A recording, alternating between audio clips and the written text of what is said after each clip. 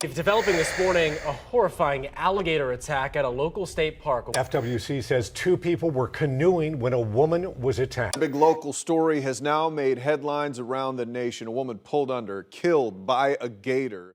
There's a saying here in Florida, the best way to test if any body of water has a gator in it is to reach down and touch the water. Is that water wet? Well, then there's probably a gator in it. The thing is, it's not really a joke. Every lake, river, drainage ditch, and retention pond here probably has at least one gator, maybe a lot more. A few days ago, a tragic incident at Lake Kissimmee State Park made national headlines.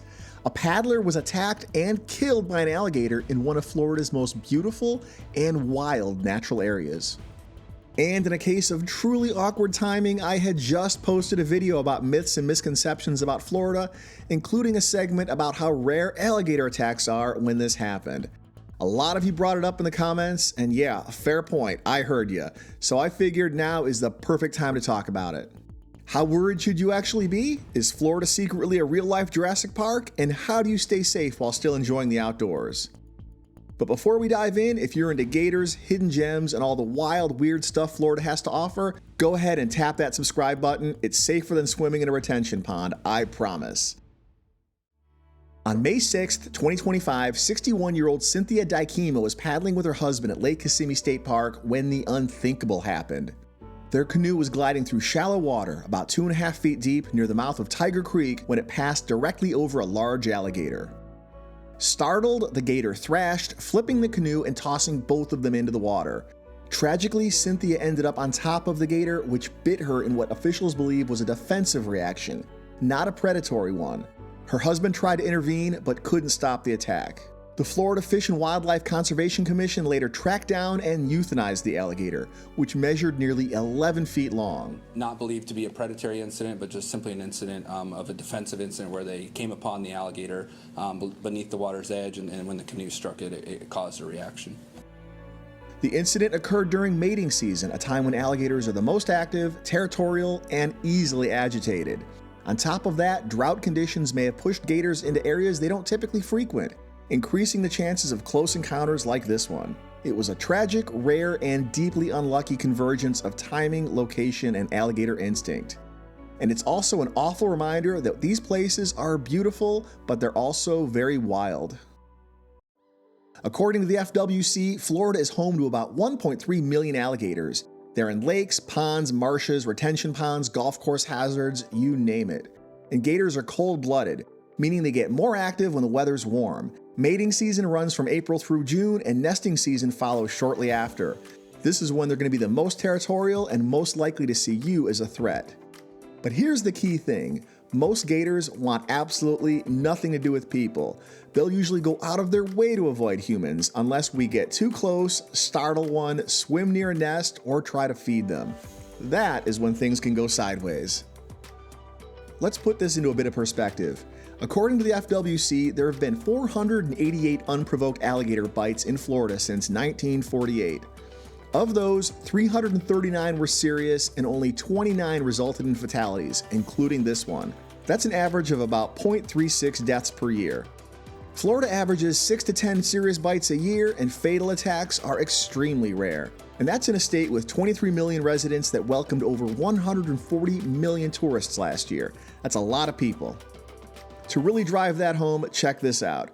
You're more likely to be killed by a vending machine tipping over, struck by lightning, crushed by a falling dresser, or stung by a bee, which causes over 60 deaths per year in the US. Alligators, they're way down on the list, but attacks do happen. We just saw that. Usually when someone swims in a non-designated area or when pets get too close to the water. Dogs in particular are the most likely to be a victim. To a gator, a dog looks an awful lot like lunch, so don't walk yours near a pond, especially at night. So how do you stay safe? It's really not too complicated. Keep your distance. If you see a gator, stay at least 30 feet away. Gators can launch like a scaly missile over short distances when provoked or startled.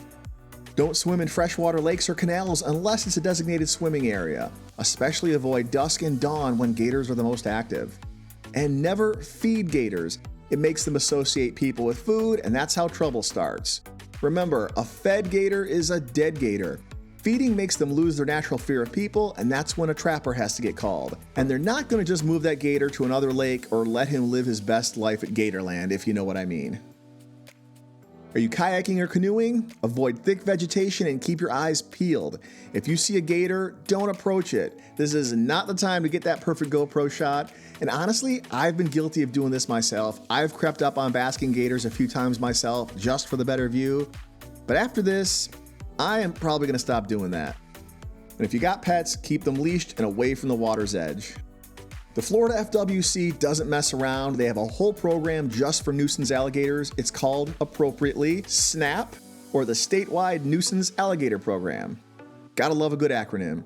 If a gator is behaving aggressively or hanging out too close to homes and people, FWC will come out and remove it. But they also work hard on education, putting up warning signs, launching safety campaigns, and doing whatever they can to keep people informed.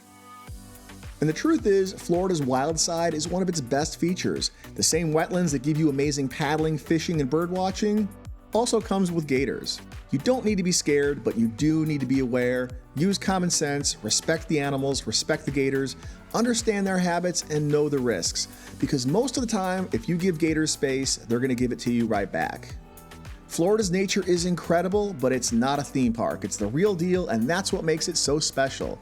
So paddle smart, stay alert, and if you love exploring Florida's wild places safely, go ahead and hit that subscribe button. We've got a lot more to share.